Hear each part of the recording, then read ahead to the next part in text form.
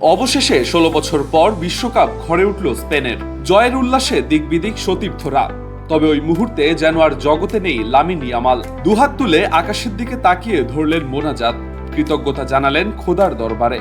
Match শেষে যখন Argentina স্পেনের খেলোয়াড়রা বিবাদে জড়িয়েছেন, ঠিক তখনই পরাজয়ের হতাশায় আকাশ পানে চেয়ে মাঠে বসে আছেন লিওনেল মেসি। জড়িয়ে ধরে সান্ত্বনা দিলেন ফুটবলের এই কিংবদন্তিকে। ঠিক যেভাবে ছোট্ট ইয়ামালকে আদর দিয়ে স্নান করিয়েছিলেন মেসি, সেই আদরই যেন ফিরিয়ে দিলেন তিনি। এর আগেও পর্তুগালের বিদায়ের দিন ক্রিস্টিয়ানো রোনালদোর কাছেও গিয়েছিলেন একইভাবে। প্রতিপক্ষ হলেও কিংবদন্তিদের প্রতি সম্মান দেখাতে তিনি কখনো কার্পণ্য করেননি। ইয়ামালকে নিয়ে বিতর্ক আছে সমালোচনাও, কিন্তু ফুটবলের ইতিহাসে মহানদের প্রতি শ্রদ্ধা প্রদর্শনের ক্ষেত্রে তিনি এক আলাদা উদাহরণ। বিশ্বকাপে প্রথমবার শুরুর একাদশে সুযোগ পেয়েছিলেন সৌদি আরবের বিপক্ষে। ম্যাচের শুরুতেই গোল করেন।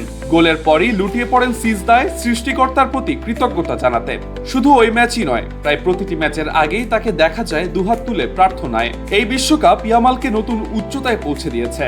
মাঠের পারফরমেন্সের পাশাপাশি ব্যক্তি জীবনের কথাও উঠে এসেছে আলোচনায়। তিনি নিজেই বলেছেন, ছোটবেলায় যে অভাবের মধ্যে বড় হয়েছেন, সেই অভাব যেন তার ছোট ভাই কেইন ইয়ামালকে কখনো স্পর্শ না করে, সেই চেষ্টাই করে যাচ্ছেন তিনি।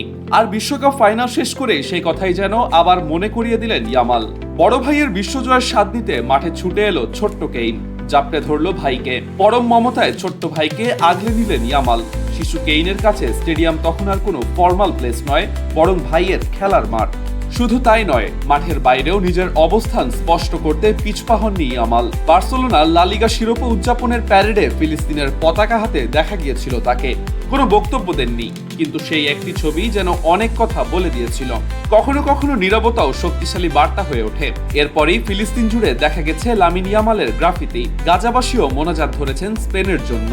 ফুটবলার হওয়া কঠিন, তবে কেবল বড় ফুটবলার হলেই সবাই ইতিহাসের চরিত্র হয়ে ওঠেন না। চরিত্র হয়ে ওঠেন তারাই যারা নিজ খ্যাতির ফ্লাড লাইটেও নিজের ছায়া হারিয়ে ফেলেন না, যারা ভয় না পেয়ে দাঁড়িয়ে যান মূল্যবোধ আর সত্যের পক্ষে। তাই ইতিহাস শুধু ট্রফির হিসাব রাখে না, মনে রাখে এই মানবিক খেলোয়াড়দেরও। শেখ সাদি, মানব জমিন।